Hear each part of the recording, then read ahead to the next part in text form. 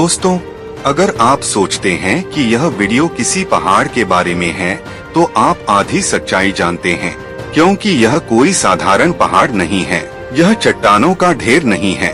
यह वह दीवार है जो रेगिस्तान को रोककर खड़ी है। यह वह सांस है जो दिल्ली, हरियाणा और राजस्थान को जिंदा रखती है। और आज इस दीवार को लेकर पूरे देश में एक सवाल गूंज रहा है, क्या अरावली खतरे में है? अरावली आज की नहीं है।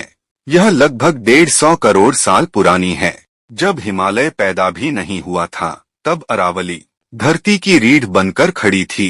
राजस्थान की तपती जमीन, हरियाणा की खेती, दिल्ली की हवा, इन सब की जड़ में कहीं न कहीं अरावली ही खड़ी है। अगर अरावली न होती तो सोचिए, थार का रेगिस्तान कब का दिल्ली के दरवाजे तक पहुंच चुका होता।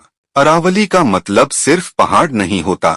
अरावली मतलब बारिश का पानी रोकने वाला जंगल, जमीन के नीचे पानी भरने वाली नसें, हजारों जानवरों का घर, लाखों लोगों की रोजी रोटी। यह पहाड़ नहीं, यह पूरा जीवन चक्र है।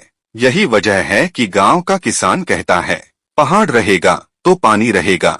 शहर का मजदूर कहता है, पहाड़ रहेगा तो हवा बचेगी। और एक बच्चा मासूमियत से पूछता है, अगर जंगल कट गए तो हम कहाँ खेलेंगे?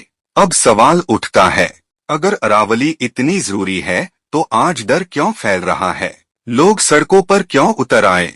सोशल मीडिया पर सेव अरावली क्यों ट्रेंड करने लगा? इस डर की जड़ एक कोर्ट का फैसला है। सुप्रीम कोर्ट ने यह नहीं कहा कि अरावली को तोड़ दो, लेकिन कोर्ट ने यह जरूर कहा कि सिर्फ वही पहाड़ कानूनी तौर पर अरावली माने जाएंगे जो अपने आसपास की जमीन से कम 100 मीटर ऊंचे हों।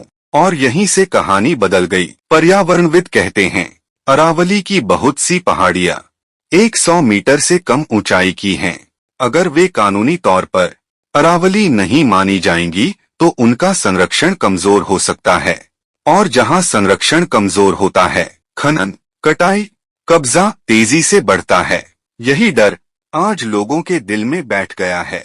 सरकार का कहना है, खनन पर पूरी छूट नहीं दी गई है, नए लाइसेंसों पर रोक है।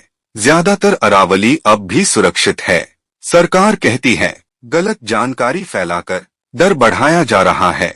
लेकिन जनता एक ही सवाल पूछती है, अगर पहाड़ बचा है तो डर क्यों लग रहा है? सच यह है, आज अरावली टूटी नहीं है, उसकी ढाल पतली हो गई है। और जब ढाल पतली होती है तो खतरा धीरे धीरे अंदर आता है।